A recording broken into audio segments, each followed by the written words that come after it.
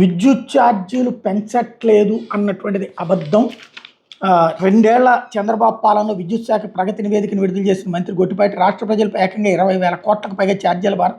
చంద్రబాబు గత హయాంలో అనవసర విద్యుత్ కొనుగోలు ఒప్పందాలు, గత వైఎస్ఆర్సీ ప్రభుత్వ సంస్కరణలు తగ్గిన విద్యుత్ కొనుగోలు ఖర్చు, వాస్తవాలను వక్రీకరించి చెప్పిన ఇంధన శాఖ మంత్రి తప్పుబట్టిన సెకి విద్యుత్తును అదే ధరకు తీసుకుంటున్నట్టు వెల్లడి. గతంలో 5 స్టార్ రేటెడ్ ట్రాన్స్ఫార్మర్లు కొనుగోలు చేస్తే నానాయాగి ఇప్పుడు అవే ట్రాన్స్ఫార్మర్లు అదే సంస్థ నుంచి కొంటున్నట్టు అంగీకారం.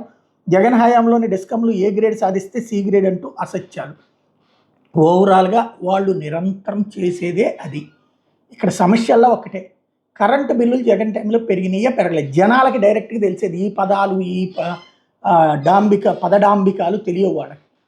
అక్కడ జగన్ టైంలో తక్కువకి విద్యుత్ కొని ఉంటే జనాలకి తక్కువకి రావాలి, కానీ ఎక్కువే పడ్డాయి, బిల్లులు ఎక్కువే పడ్డాయి. ఇప్పుడు బిల్లులు తక్కువ వస్తున్నాయి, అది ఆటోమేటిక్గా బాబుకి క్రెడిట్.